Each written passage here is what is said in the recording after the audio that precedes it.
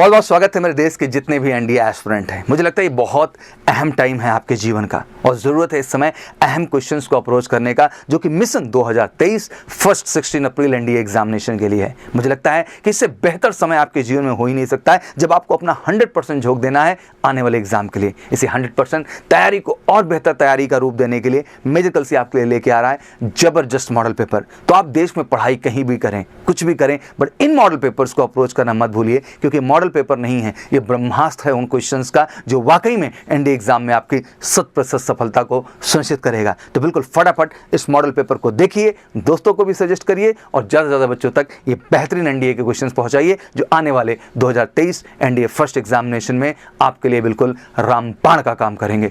शुरू करते हैं। जय हिंद सबको। तो आज हम लेके आए हैं आपका एनडीए के लिए जो मॉडल पेपर लेके आए हैं, ये जीके का है। इसमें आपके history, polity, geography, current affairs सारे ही क्वेश्चंस रहेंगे, इकोनॉमी के भी क्वेश्चंस रहेंगे। तो किस तरह से आपका पेपर एनडीए का आता है, ये उसका उसी तरह का एक उदाहरण है, मॉडल है। तो जिस तरह हम ये पूरी सीरीज़ लेके आ रहे हैं जिसमें आपने इंग्लिश के मॉडल पेपर देखे होंगे और भी सब्जेक्ट्स के देखे होंगे, उसी तरह उसी श्रेणी में ये आपका नेक्स्ट जो पेपर है ये आपका जीके के लिए है।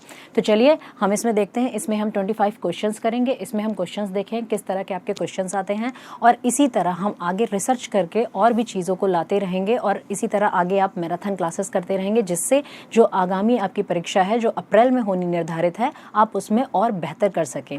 तो चलिए शुरू करते हैं फिर। आज का हमारा जो पहला क्वेश्चन है वो क्या है, ये देखिए, हिस्ट्री का क्वेश्चन है। First question, match the list with list 2। अब देखते हैं लिस्ट 1 और लिस्ट 2 में ये जो सारे हमारे नाम दिए हुए हैं तो इनको देख लेते हैं। First Buddhist council, second Buddhist council, third Buddhist council and fourth. तो देखिए ये जितनी बुद्धिस्ट काउंसिल हुई हैं एंशिएंट इंडिया में जो बुद्धिस्ट पीरियड में, तो इसमें हमें देखना है। इसमें बहुत इजी क्वेश्चन है, ये सीधे सीधे क्या पूछा गया है, इसमें पूछा गया है कि किस जगह पे हुई थी। तो बुद्धिस्ट काउंसिल तो वैसे भी बहुत ज़्यादा इंपॉर्टेंट होती हैं, हमें पूरे क्रम में याद करना है। जैसे फर्स्ट हुई, सेकेंड हुई, उसके बाद थर्ड हुई, फिर फोर्थ हुई। तो ये फर्स्ट किसके टाइम पीरियड में हुई, तो हमें पता है फर्स्ट जो हुई थी अजात शत्रु के टाइम पीरियड में हुई थी। और अजात शत्रु का टाइम जो काल था 483, ये बिफोर क्राइस्ट बीसी में हुई थी, ठीक है। और ये हुई कहाँ थी, राजगृह में हुई थी जो उसकी राजधानी थी। फिर सेकंड हमारी अजात शत्रु के बाद फिर सेकंड हुई थी हमारी कालाशोक के टाइम पे, कालाशोक के टाइम पे हुई थी और ये जस्ट 100 साल बाद हुई थी, यानी 383 बीसी में हुई थी और ये राजगृह में हुई थी। तो ये दूसरी वाली, तो पहली तो हमने फर्स्ट बुद्धिस्ट काउंसिल लगा दी राजगृह, और सेकंड बुद्धिस्ट काउंसिल हमारी कहाँ पे हुई थी, ये हमारी वैशाली में हुई थी, है ना। तो सेकंड में हम लगा देते हैं वैशाली, तो ये हो गया। अब थर्ड हमारी अशोक के टाइम पे हुई थी, हमने पूरा क्रोनोलॉजी याद करके रखा है, ठीक है। और फिर ये हुआ 250 बिफोर क्राइस्ट, ये हुआ। अब वैशाली के बाद ये कहाँ हुई थी, अशोक की जो कैपिटल थी पाटलिपुत्र, तो ये पाटलिपुत्र में हुई थी। फोर्थ हमारी सबको पता है कि ये कनिष्क के काल में हुई थी और इसका जो टाइम पीरियड मारा जाता है ये अराउंड फर्स्ट सेंचुरी, इसका एग्जैक्ट डेट नहीं, ये अराउंड फर्स्ट सेंचुरी, ठीक है। और ये कहाँ हुई थी, ये कुंडलवन यानी कश्मीर में हुई थी। तो थर्ड वाली हमारी हो गई ये पाटलिपुत्र में और फोर्थ हमारी हो गई ये कश्मीर में। तो इसमें हम ऑप्शन अपना मैच कर लेते हैं, कौन सा ऑप्शन हमारे इसमें मैच कर रहा है। तो देखिए फर्स्ट वाली प्रथम बुद्धिस्ट काउंसिल हमारी गई, प्रथम गई हमारी राजगृह में, यानी कि ये इसमें इधर से देखेंगे, प्रथम हमारी फर्स्ट हमारी गई राजगृह में, यानी फर्स्ट का हो गया 3 और बी में हो गया 1, यानी ये इसको रब कर देते हैं। तो इधर ये हमारा आ गया, इधर ऑप्शन फर्स्ट में इधर आया राजगृह, द्वितीय हमारा हो गया वैशाली, तृतीय हमारा ये हो गई पाटलिपुत्र और चौथी हमारी हो गई कश्मीर। तो ये ऑप्शंस हमारे किस में मैच कर रहे हैं, जिसमें ए में 3 आए तो यानी इसमें आ रहा है और इसमें आ रहा है, तो ये दोनों तो हम एलिमिनेट कर देंगे। फिर उसके बाद बी में हमारा 1 इसमें भी आ रहा है, इसमें भी आ रहा है। फिर सी में हमारा 4 आ रहा है, तो सी में 4 ये किसका है, तो इसमें हो गया हमारा ऑप्शन नंबर ए, ठीक है। तो चलिए अब इसमें फिर आगे बढ़ते हैं। नेक्स्ट जो हमारा क्वेश्चन है, नेक्स्ट क्वेश्चन हमसे पूछा गया है, ये भी हमारा आपका हिस्ट्री से रिलेटेड क्वेश्चन है। इसमें पूछ लिया गया है कि जो विदेशी यात्री हमारे देश में आए थे, विदेशी यात्रियों का कालानुक्रम, ये इस तरह के क्वेश्चंस बहुत ही ज़्यादा पूछे जाते हैं। तो निकोला कुंटी पूछ लिया गया, Abdul Razzaq, Barbosa, Ibn Battuta. तो सबसे इजी तो इसमें इब्न बतूता हो गया, ये हमने पढ़ा है मध्यकाल में। ये किसके टाइम पीरियड में आया, मोहम्मद बिन तुगलक में। तो मोहम्मद बिन तुगलक। फिर निकोला कोंटी हमारा आया था देवराय प्रथम के, है ना, तो ये आया था कुछ आपका यहाँ पे 1420 के अराउंड, ठीक है। और फिर अब्दुल रज्जाक जो आया था ये देवराय द्वितीय के टाइम पीरियड में आया था और ये 1440 के टाइम पीरियड में आया। तो 20 और 40 यानी ये आगे है ये पीछे है। और इब्न बतूता तो सबसे पहले आया था। इब्न बतूता ये आपका मोहम्मद बिन तुगलक, तो ये तो 13वीं मतलब 14वीं शताब्दी में हुआ, तो ये इसमें हो गया। फिर बारबोसा हमारा सबसे लास्ट में आया था, कृष्णदेव राय के टाइम पीरियड में आया था। तो इसमें हम देखेंगे इब्न बतूता यानी नंबर 3 जिसमें फर्स्ट होगा। तो ये दोनों ऑप्शन तो एलिमिनेट कर देते हैं, नंबर 3 यहाँ पे फर्स्ट हो गया। फिर उसके बाद नंबर 3 के बाद 1 यानी निकोला कोंटी, इसमें भी निकोला कोंटी है, इसमें भी है। फिर अब्दुल रज़ाक देख लेते हैं, सी नंबर 2 पे आया अब्दुल रज़ाक, फिर उसके बाद बारबोसा। तो इसका ऑप्शन क्या होगा? बी। इस तरह से हम क्वेश्चन सॉल्व करते जाते हैं, ठीक है। चलिए फिर उसके बाद हमारा नेक्स्ट क्वेश्चन हम देख लेते हैं। नेक्स्ट है हमारा लिस्ट 1 को लिस्ट 2 से मैच कराना है। तो लिस्ट 1 में ये क्या है? दीवान वजीर, मीर बख्शी, सदर उस सदर, अमीन और ये गुजार और मीर सामा, ये क्या काम करते थे इनके बारे में पूछा गया है। तो दीवान और ये वजीर का काम होता था रेवेन्यू एंड फाइनेंस डिपार्टमेंट, तो ये तो सामने सामने ही मैच हो गया। मीर बख्शी का काम होता था, मीर बख्शी क्या काम करता था? वो मिलिट्री डिपार्टमेंट से रिलेटेड काम करता था, ठीक है। तो ये भी हो गया हेड ऑफ मिलिट्री डिपार्टमेंट, यानी मीर बख्शी आर्मी का एक तरह से हेड हो गया। अब सदर उस सदर क्या करता था? सदर जो होता था वो रिलीजियस अफेयर्स के लिए होता है, तो इसका भी एग्जाम्पल हमारे इसके सामने ही मिल गया, religious affairs and charity department, तो ये भी सामने ही हो गया। और आमिल और अमल गुजार क्या करता था? ये होता था रेवेन्यू ऑफिसर। जो अमल गुजार जैसे हम लोग बोलते हैं ना कि जो भी गुजर बसर, तो ये किससे रिलेटेड है? मतलब आय व्यय से रिलेटेड है, तो ये रेवेन्यू के रिलेटेड हो जाता था, ये भी सामने मैच हो गया। और मीर सामा क्या करता था? जो मीर सामान होता था वो जो फैमिली अफेयर्स को डील करता था, ये सारी चीज़ें जो मतलब राजाओं के जो हरम होते थे जहाँ पे, तो मीर सामा वहाँ का हेड होता था। तो family affairs department of the emperor ये आपका, तो इसमें मतलब सारे सामने सामने से ऐड हो मैच हो गए हैं। तो इसमें हम देख लेंगे 1 2 3 4 5, यही इसके ऑप्शन में भी हो जाएगा। तो सीधे 1 2 3 4 5 ऑप्शन नंबर ए आपका इसमें क्या सही है? ऑप्शन नंबर ए, ठीक है। चलिए फिर अब इसमें आगे बढ़ते हैं। नेक्स्ट है हमारा, इसमें भी लिस्ट 1 को लिस्ट 2 से मिलाना है। तो देखिए आपके एग्जाम में वो टाइम गया कि सीधे राजा का टाइम पीरियड पूछता था, या उस राजा के टाइम पे कौन मंत्री होता था, इस टाइप की चीज़ें पूछते थे। अब आपसे राजा के टाइम पीरियड में कैसा समय काल था, राजा के टाइम पीरियड में किस तरह, जैसे मीर सामा और ये किस तरह के मतलब टर्म्स यूज़ किए जाते हैं। और उसके बाद ये जो मध्यकाल में है, तो मध्यकाल में हम देखेंगे फारसी भाषा की कई सारी चीज़ों का यूज़ किया गया है, वर्ड का यूज़ किया गया है। तो फारसी भाषा के जो वर्ड्स हैं, जैसे इक्ता हो गया, इक्ता क्या था? सरकार, तो इक्ता प्रोविंस है। तो इस प्रोविंस का जो यहाँ पे है कि इसका प्रधान, यानी इक्ता जो प्रोविंस है इसके प्रधान को क्या कहते हैं? सरकार का प्रधान को क्या कहते हैं? परगना, ग्राम। तो इसमें सबसे छोटा हम ग्राम याद करते हैं। ग्राम हमने पढ़ा है मध्यकाल में बहुत ज़्यादा खूत और मुकद्दम का नाम आता था। तो इसमें देख लेते हैं ग्राम के जस्ट आगे मुकद्दम लिखा है, तो ये तो सीधे सीधे हमारा मैच हो गया, है ना। फिर परगना और इक्ता प्रोविंस, हम इक्तादारी प्रथा देखें हमने कि इल्तुतमिश के टाइम पीरियड में आई। तो इक्ता का जो हमारा जो प्रधान होता था उसको हाकिम या अमीन कहते थे, तो ये भी जस्ट सामने ऐड हो गया आपका, है ना। और सरकार से सीधे इसका जो शिकदार होता था वही सरकार का प्रमुख होता था, तो ये भी अब परगना बचा, तो ये सीधे आपका जो शिकदार हो गया ये परगना में हो गया। और ये शिकदार ए शिकदान ये आपका सरकार में होगा, यानी मुंसिफ, इसको एक तरह से मुंसिफ, इधर मुंसिफ ए मुंसिफान, यानी कि परगना के जस्ट ऊपर सरकार आता था। परगना एक तालुक लेवल होता था, इसके ऊपर जस्ट सरकार आता था। तो शिकदार के जस्ट ऊपर शिकदार ए शिकदान, तो ये आपका किस में हो जाएगा? सरकार। देखिए थोड़े से, क्योंकि जो मुगल थे, मुगलों की जो उसमें लैंग्वेज थी, तो इनकी राजभाषा एक फारसी भाषा भी होती थी। तो फारसी भाषा के वर्ड हैं थोड़े से कठिन होते हैं, ये आपके एग्जाम में आएंगे और आपको इनको पढ़ना पड़ेगा, है ना। तो इस तरह से हमें चीज़ें अप्रोच रखना है। तो ये इसमें हमारा कौन सा ऑप्शन सही होगा?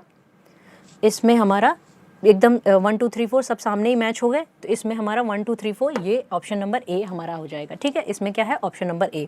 चलिए आगे बढ़ते हैं। नेक्स्ट है, इसको भी हमें क्या करना है? मैच द फॉलोइंग करना है, यानी widow remarriage act, civil marriage act और एज ऑफ कंसेंट एक्ट और चाइल्ड मैरिज प्रोहिबिशन एक्ट। तो विडो रिमैरिज एक्ट ये हमने पढ़ा है। विडो रिमैरिज का जो एक्ट लेके आया, विडो की मतलब फिर से शादी होनी चाहिए, इसके लिए सबसे ज़्यादा काम ईश्वर चंद्र विद्यासागर ने किया है। और इनके ही अथक प्रयासों के परिणाम स्वरूप 1856 में जाके ये विडो रिमैरिज एक्ट आया था। तो इसका जस्ट सामने ऐड हो गया, ये क्या हो गए? ईश्वर चंद्र विद्यासागर।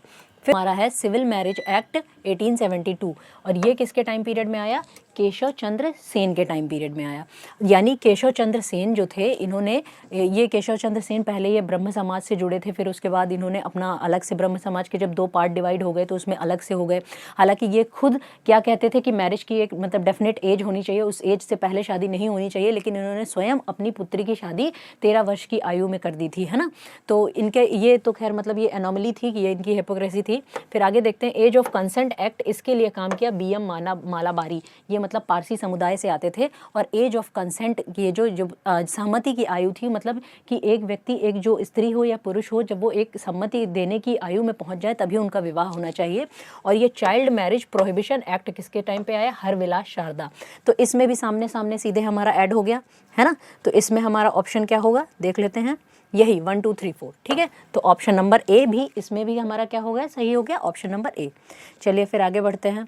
नेक्स्ट क्वेश्चन है the power of enforcement of fundamental rights is vested in, यानी कि अब हमारा पॉलिटी के क्वेश्चन शुरू होते हैं। तो इसमें हमारा है मूल अधिकारों को प्रवर्तित करने की शक्ति प्राप्त होती है, यानी मूल अधिकारों को, ये जो मूल अधिकार हैं हमारे, इनको प्रवर्तित करने की शक्ति यानी इन्फोर्समेंट करने की शक्ति किसके पास होती है? इनको इन्फोर्समेंट करने की शक्ति सुप्रीम कोर्ट और हाई कोर्ट के पास होती है। कहते हैं अगर आपके मूल अधिकारों का कोई हनन करता है तो आपके पास ये अधिकार है कि आप सीधे या तो हाई कोर्ट जाएं या तो सुप्रीम कोर्ट जाएं, तो ये आपका मूल अधिकार है। तो इसको मूल अधिकार को इन्फोर्समेंट करने का आपका पावर किसके पास है? सुप्रीम कोर्ट या हाई कोर्ट के पास है, ठीक है। तो इसमें प्रेसिडेंट या पार्लियामेंट नहीं सोचना है, सीधे सीधे आपको क्या लगना है? सुप्रीम कोर्ट और हाई कोर्ट। चलिए ये यहाँ पे हो गया। फिर उसके बाद हम नेक्स्ट क्वेश्चन पे बढ़ते हैं, देखते हैं हमारा नेक्स्ट क्वेश्चन। नेक्स्ट क्वेश्चन है हमारा the prohibition of untouchability act 1955 is known by which name, यानी कि वर्तमान में किस नाम से जाना जाता है अस्पृश्यता अपराध अधिनियम को।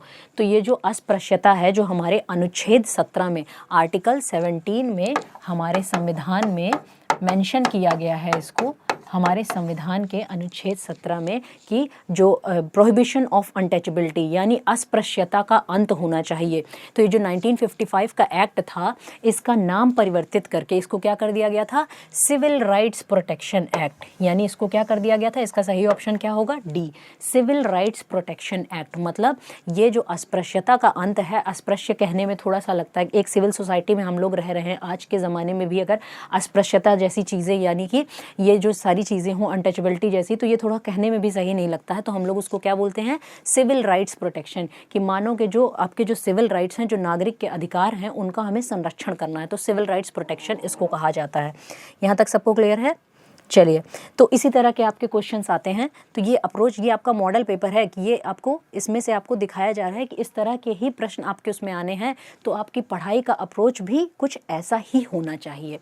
चलिए नेक्स्ट क्वेश्चन है हमारा, which president died before completion of his official tenure, यानी कौन से प्रेसिडेंट थे जो अपना पूर्ण काल पूरा करने से पहले ही जिनकी मृत्यु हो गई थी। तो राजेंद्र प्रसाद ने तो पूरा पूर्ण काल किया था, एस राधाकृष्णन ने भी किया था, वी गिरी ने भी किया था। वो आंसर है इसमें डॉक्टर जाकिर हुसैन। जाकिर हुसैन थे जिनकी डेथ इनके कार्यकाल पूर्ण होने से पहले ही हो गई थी, ठीक है। चलिए अब उसके बाद नेक्स्ट क्वेश्चन, तो देख रहे हैं ना आप, बहुत ज़्यादा कठिन क्वेश्चन आपके एग्जाम में नहीं पूछे जाते। बस हम थोड़ी सी मेहनत कर लें, हम थोड़ा सा अपना अप्रोच सही रखें जीएस में। जीएस को एकदम हमें हल्के में भी नहीं ले लेना है, जीएस का में हम अप्रोच सही रखेंगे तो हमारे क्वेश्चंस आराम से होते चलेंगे। चलिए नेक्स्ट है, which of the following constitution amendment act has been termed as mini constitution. हाँ, तो देखिए हमारे देश में जब इमरजेंसी लगी थी, तो इमरजेंसी के दौरान देश में संविधान में इतने परिवर्तन किए गए थे कि एक तरह से संविधान को पूरी तरह से लगभग बदल दिया गया था। तो उसको कहते हैं मिनी कॉन्स्टिट्यूशन, इतना उसमें चेंज किया गया था। वो कौन सा अमेंडमेंट एक्ट है? 42। वो कौन सा है? 42वें नंबर का संविधान संशोधन अधिनियम है, जिसे मिनी कॉन्स्टिट्यूशन भी कहा जाता है। ये सब लोग याद करिए, बहुत ज़्यादा मतलब बहुत सारे एग्जाम्स में बहुत बार पूछा गया क्वेश्चन है और ये बहुत इजी भी है। चलिए, तो ये क्या है? 42nd constitutional amendment. अब हो सकता है आपके एग्जाम में आपसे ये ना पूछा जाए कि कौन सा कॉन्स्टिट्यूशन है, उससे रिलेटेड कि उस कॉन्स्टिट्यूशन अमेंडमेंट में, संविधान संशोधन में कौन कौन सी चीज़ें बदली गई थी। तो इस तरह से क्वेश्चन आपसे पूछा जा सकता है ना। चलिए फिर उसके बाद नेक्स्ट हम आगे बढ़ते हैं। By which of the following Constitution Amendment Act Sikkim was accepted as an integral part of Indian state? अब देखिए, भारतीय राज्य में सिक्किम के जो विलय की कहानी है, सिक्किम में पहले क्या था, राजतंत्र था।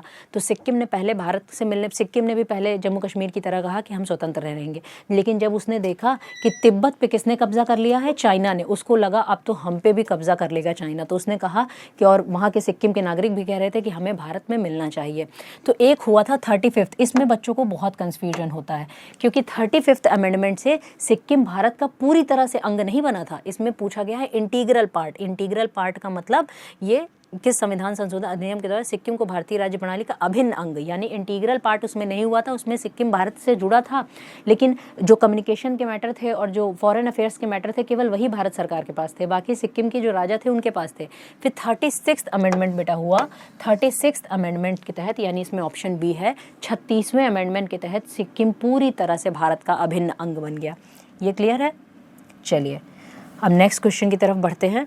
अगला जो हमारा प्रश्न है वो है ज्योग्राफी का, यानी international date line passes through. अब ये इंटरनेशनल डेट लाइन यानी अंतर्राष्ट्रीय जो आपकी तिथि रेखा है ये कहाँ से पास होती है?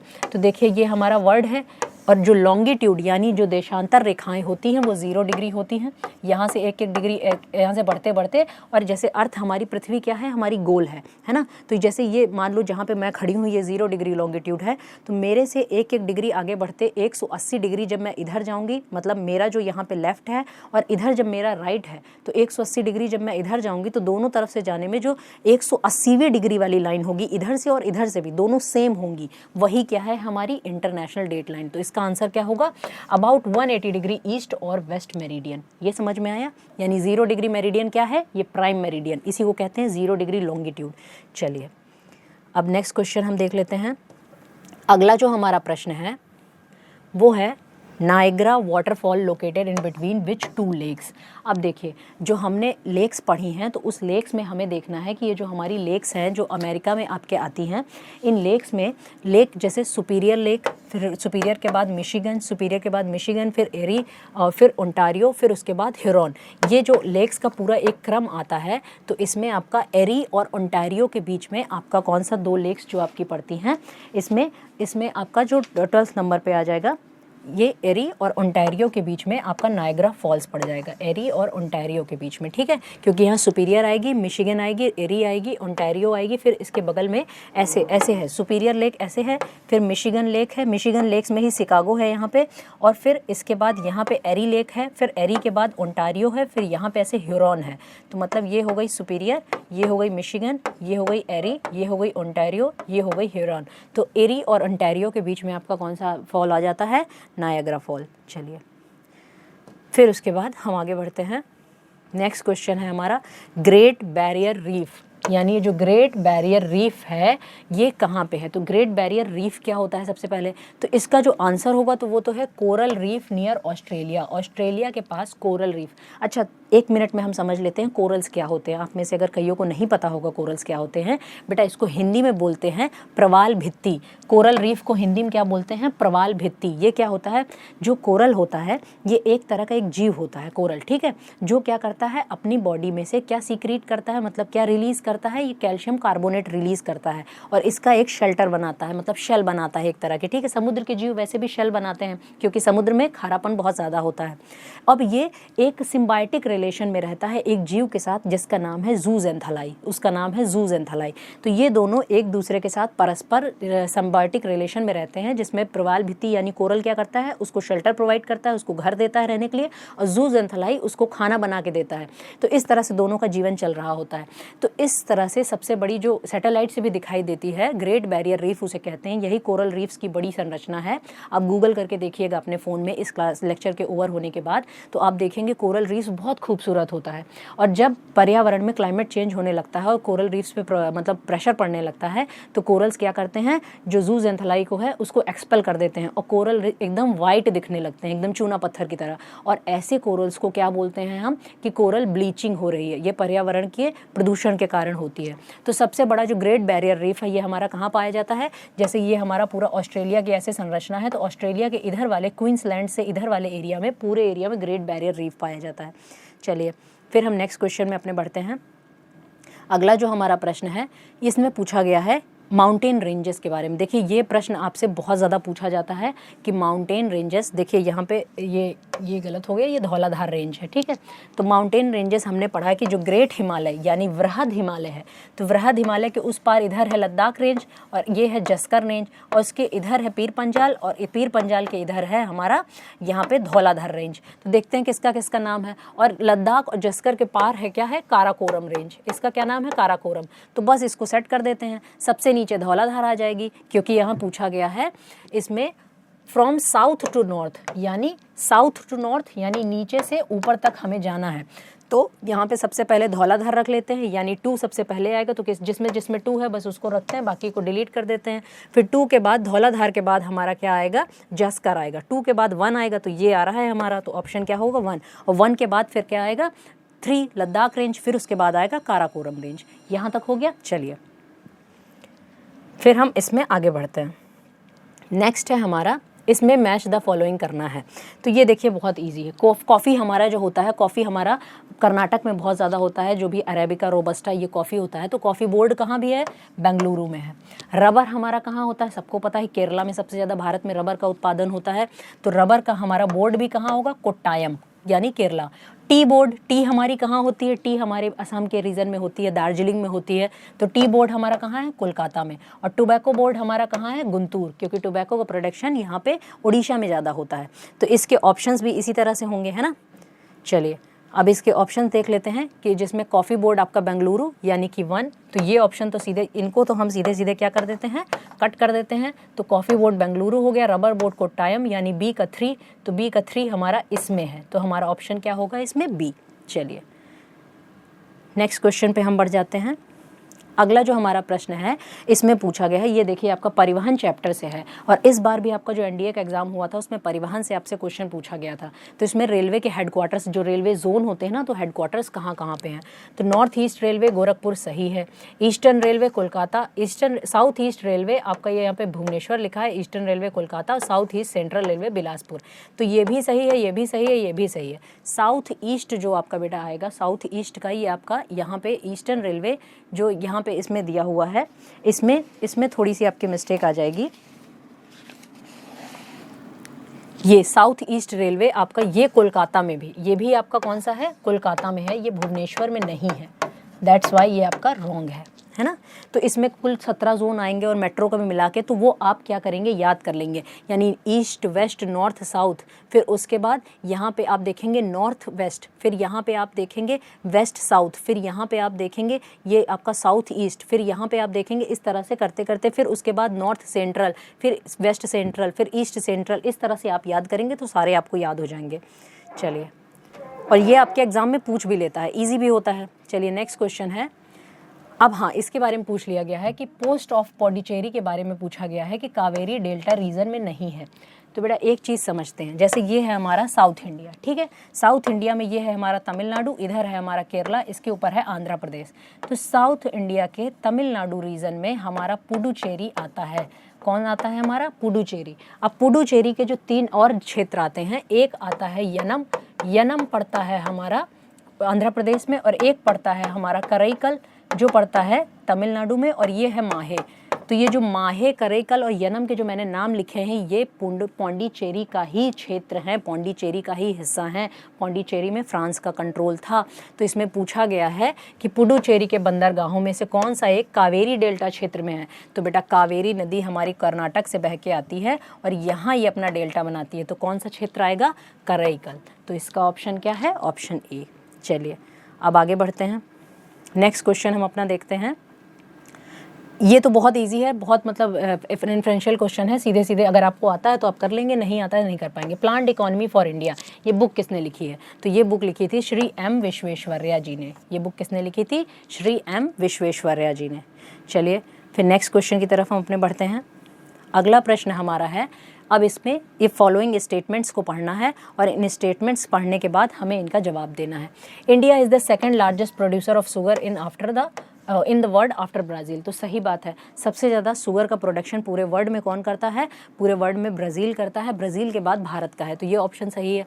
फिर इसमें है scheme for extending financial assistant to sugar undertaking, यानी ये जो SFFASU ये जो पॉलिसी है and national policy on biofuels है, ये दो जो पॉलिसी हैं भारत सरकार की, तो ये क्या शुगर कैन प्रोडक्शन के लिए? तो हाँ, ये जो बायोफ्यूल की पॉलिसी थी वो भी शुगर कैन प्रोडक्शन के लिए थी, तो ये भी आपकी क्या है? शुगर कैन प्रोडक्शन के लिए, तो ये आपका ऑप्शन सही है।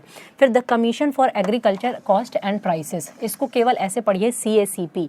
ये जो कमीशन है ना, ये कमीशन मतलब यही आयोग बैठ के क्या निर्धारित करता है कि किसी फसल का MSP कितना होगा। MSP यानी मिनिमम सपोर्ट प्राइस, ये आपने न्यूज़ में सुना होगा। तो MSP बेटा जो दिया जाता है ये 22 फसलों के लिए दिया जाता है। कितनी फसलों के लिए? 22 फसलों के लिए। और जो FRP दिया जाता है, फेयर रिम्यूनरेटिव प्राइस, ये दिया जाता है, ये केवल शुगर केन के लिए दिया जाता है। शुगर केन यानी गन्ने के लिए MSP कभी नहीं होता, गन्ने के लिए FRP होता है। तो इसमें यही पूछा गया है कि CACP ने अनाउंस किया है fair and remunerative price for sugar cane based on the recommendation of cabinet committee on economic affairs. तो ये ऑप्शन आपका बिल्कुल सही है, यानी कि इसमें आपके तीनों ही ऑप्शन सही थे। तो इसका हमारा आंसर क्या होगा? All of the above. ये ऑल ऑफ द अबव हमारा आंसर होगा। नेक्स्ट क्वेश्चन देख लेते हैं। With respect to Dada Saheb Phalke award, अभी दादा साहब जो 52वें नंबर का दादा साहब फाल्के अवार्ड, अगर आप हमारे करंट अफेयर्स को फॉलो करते होंगे, जो कि हमारे इसी चैनल पे हम लोग एवरी ट्यूसडे लेके आते हैं, जो कि बेटा मैं ही कराती हूँ, तो दादा साहब फाल्के अवार्ड उसमें हमने पढ़ा है कि अभी आशा पारेख जी को दिया गया है। तो इसमें देख लेते हैं कि ये इंडिया का क्या है? हाईएस्ट अवार्ड है फील्ड ऑफ सिनेमा, सिनेमा के क्षेत्र में, तो बिल्कुल सही बात है। It is presented annually at the national film award ceremony by the directorate of film festival, ये भी बिल्कुल सही बात है कि फिल्म फेस्टिवल के उसमें इसको प्रेजेंट किया जाता है, दिया जाता है। और इसकी फर्स्ट रेसिपिएंट जो सबसे पहले ये अवार्ड दिया गया था देविका रानी को, ये भी सही है। फिर as of 2020 only 2 recipients have received the award posthumously, posthumously का मतलब होता है मरणोपरांत, तो पृथ्वीराज कपूर जी को मरणोपरांत मिला था। तो हाँ, अभी तक केवल 2 ही लोगों को मिल चुका है मरणोपरांत, अदरवाइज सबको उनके जीवन काल में ही मिल जाता है। तो इसमें भी जो आपके ऑप्शंस थे ये क्या हैं? सारे सही ऑप्शन है। तो इसमें आपका क्या था? 1 2 3 4, मतलब इसमें सारे ये 1 2 3 4 सही होने हैं। नेक्स्ट क्वेश्चन हम देख लेते हैं। नेक्स्ट क्वेश्चन है रिसेंटली, यानी हाल ही में भारत ने निम्नलिखित में से किस देश के साथ परमाणु दायर में, ये जो आपका है जिसमें action plan for prioritisation and implementation of cooperation areas in the nuclear field, यानी परमाणु दायरे में सहयोग क्षेत्र की प्राथमिकता कार्यान्वयन के लिए कार्य योजना नामक एक समझौते पर हस्ताक्षर भारत ने किस देश के साथ किया है? अब देखो न्यूक्लियर फील्ड आ जाता है, तो न्यूक्लियर फील्ड मतलब सेंसिटिव मैटर, तो सेंसिटिव मैटर तो मतलब किसी ऐसे देश के साथ ही करेंगे जिसके साथ हम क्या भरोसा करते हो। तो action plan for prioritisation and implementation of cooperation areas in nuclear field, तो बेटा जिसके साथ हम न्यूक्लियर फील्ड में कोऑपरेशन करते हैं वो देश है रशिया। रशिया के साथ ही मिलकर हमारा जो कुडनकुलम न्यूक्लियर पावर प्लांट बन रहा है और भी जो हम अपने देश में काम कर रहे हैं, तो वो रशिया है। तो इसका आंसर क्या होगा? रशिया होगा। चलिए इसके बाद हम और आगे बढ़ते हैं। नेक्स्ट हम अपना क्वेश्चन देखते हैं। Consider the following statement with regard to the attorney general of India. Attorney general of India जो कि अभी नए हमारे अटॉर्नी जनरल नियुक्त किए गए हैं आर वेंकट रमणी को, ठीक है। तो इसमें देख लेते हैं the attorney general of India is part of the union executive, बिल्कुल सही बात है, ये भारत की यूनियन एग्जीक्यूटिव का ही हिस्सा होते हैं। Procedures and grounds for the removal of AG are not instated in the constitution, ये भी सही बात है, ठीक है। और तीसरा है the AG is debarred from private legal practice. तो जो बेटा अटॉर्नी जनरल होता है इसका अनुच्छेद 76 में हमारे संविधान में वर्णन किया गया है और इसमें कहीं भी ये नहीं लिखा कि अटॉर्नी जनरल एक तरह से क्या होता है? सरकारी वकील होता है। सरकार के ऊपर भी कई सारे केस होते रहते हैं, तो सरकार की पैरवी कौन करता है? Attorney general. ये महान्यायवादी होता है भारत सरकार का। तो ये इसमें पूछा गया है कि क्या उसको प्राइवेट लीगल प्रैक्टिस से मना कर दिया जाता है? तो बिल्कुल ऐसा नहीं है, वो अपनी प्राइवेट लीगल प्रैक्टिस कर सकता है। तो ऑप्शन नंबर ये 3 आपका क्या हो जाता है? गलत हो जाता है। तो मतलब इसके ऑप्शंस 1 और 2 केवल सही होंगे। चलिए नेक्स्ट क्वेश्चन देख लेते हैं। India sign deal with which country? ये क्वेश्चन ये भी देखिए हमने पिछले हफ्ते के अपने करंट अफेयर्स में कराया है कि पिनाका मिसाइल सिस्टम को एक्सपोर्ट करने के लिए पहले हमने पढ़ा था कि पहले हमारा देश केवल मिसाइल्स को क्या करता था? दूसरे देशों से आयात करता था, निर्यात का तो हम सोच भी नहीं सकते थे। लेकिन ये जो पिनाका मिसाइल सिस्टम है, ये कुछ आपने अगर रिपब्लिक डे की परेड वगैरह आप लोग देखते होंगे तो इसमें आप देखते होंगे जैसे ट्रक के ऊपर ऐसा करके लगा होता है, इसमें पेंसिल जैसी आकृति के ऐसे पेंसिल जैसा ये क्या रहता है? मिसाइल्स का ये पूरा सिस्टम रहता है। तो ये आपका क्या है? इसी को कहते हैं आप क्या कहते हैं? Pinaka missile system. तो ये भारत ने किस देश के साथ रक्षा मतलब समझौता किया है, किस देश को ये बेचेगा? तो ये बेटा आर्मेनिया को बेचेगा। आर्मेनिया और अज़रबैजान आपस में झगड़ रहे हैं ना, तो आर्मेनिया की हेल्प करेगा। आर्मेनिया को क्या बेचेगा? Pinaka missile system. चलिए नेक्स्ट क्वेश्चन की तरफ हम बढ़ते हैं। यहाँ तक आप सब लोगों को आई होप कि समझ में आ रहा होगा। अब अंकटॉड क्या है? यूनाइटेड नेशंस की conference on trade and development. ये जो यूनाइटेड नेशन की जो कॉन्फ्रेंस है, व्यापार और विकास पर संयुक्त राष्ट्र सम्मेलन, तो इसमें इंडिया की इकोनॉमिक ग्रोथ को एक्सपेक्ट किया गया है कि 2022 में 2021 में भारत की 8.2% थी, तो 2022 में भारत की क्या होगी? देखिए जब से कोरोना आया है, वैश्विक मंदी का एकदम दौर चल रहा है। वैश्विक मंदी के इस दौर में अंकटॉड ने जो भारत भी मंदी का शिकार हो रहा है, तो इसमें भारत की जो आपकी पूरी भारत की जो मतलब उसने जो ग्रोथ रेट है उसको जो प्रोजेक्ट किया है वो क्या है? 5.7%। क्या प्रोजेक्ट किया है? 5.7%। चलिए अब इसके आगे देख लेते हैं। ये आज का हमारा आखिरी प्रश्न भी है, तो इस आखिरी प्रश्न को देखते हैं। Recently national payment corporation of India और central bank of which of the following have signed MOU to launch the RuPay credit card in their country. तो देखिए हम लोग, आप सब भी ATM यूज़ करते होंगे, तो उसमें आप देखेंगे उसमें लिखा होगा जो पेमेंट आपका गेटवे है वो आपका रुपे कार्ड लिखा हुआ होगा, है ना, रुपे कार्ड। तो रुपे कार्ड क्या है? पेमेंट गेटवे है। तो national payment corporation of India जो कि NPCI है, NPCI क्या करता है? रुपे कार्ड लॉन्च करता है। तो ये भारत का स्वदेशी है। जैसे आपने मास्टर कार्ड देखा होगा, वीज़ा कार्ड देखा होगा। ये मास्टर कार्ड और वीज़ा ये भी पेमेंट गेटवे हैं, लेकिन ये विदेशी कंपनियाँ हैं, ये अमेरिका की कंपनियाँ हैं। और ये जो हमारा रुपे कार्ड है ये हमारे स्वदेश का है। तो अभी ये रुपे कार्ड हम अपने ही देश में यूज़ कर सकते हैं, लेकिन अभी हमारी सरकार ने बाकी देशों के साथ भी एग्रीमेंट किया है। जैसे सिंगापुर वो पहला देश था जहां रुपे कार्ड को हम क्या यूज़ कर सकते थे, रुपे डेबिट कार्ड, मतलब वहां पे भी उस देश में भी यूज़ कर सकते हैं। भूटान भी ऐसा देश बन चुका है, मालदीव्स भी बन चुका है। अभी जो नया कंट्री जिसके साथ हमने मेमोरेंडम ऑफ अंडरस्टैंडिंग साइन किया है वो है ओमान। वो क्या है? ओमान। तो इसका आंसर होगा ओमान। तो देखिए बेटा आज के जो हमारे जो भी हमने मॉडल पेपर तैयार किया था, आज का जो हमारा लेक्चर था ये पूरा इसी तरह से आपके एग्जाम्स में भी पेपर आते हैं। और हमने एक ये कोशिश शुरू की है कि जिससे आपको पता चल सके कि किस तरह के क्वेश्चंस आते हैं और आपको अप्रोच अपनी कैसे रखनी है पढ़ाई के लिए। तो देखिए कोई बहुत ज़्यादा टफ क्वेश्चंस नहीं आते हैं। अगर हम ठीक तरीके से पढ़ते हैं, सही चीज़ों को फॉलो करते हैं, सही मटीरियल फॉलो करते हैं, तो हम बिल्कुल एग्ज़ाम क्लियर कर सकते हैं। इसी के साथ चलिए इस चैनल को सब्सक्राइब करिए और वीडियो को ज़्यादा से ज़्यादा शेयर करिए ताकि और भी लोग इससे लाभान्वित हो सकें। और अगर आपको इसमें कुछ और भी चीज़ें चाहिए हैं तो आप कमेंट सेक्शन में हमें बता सकते हैं। तो इसी के साथ अपना लेक्चर हम समाप्त करते हैं। जय हिंद, जय भारत।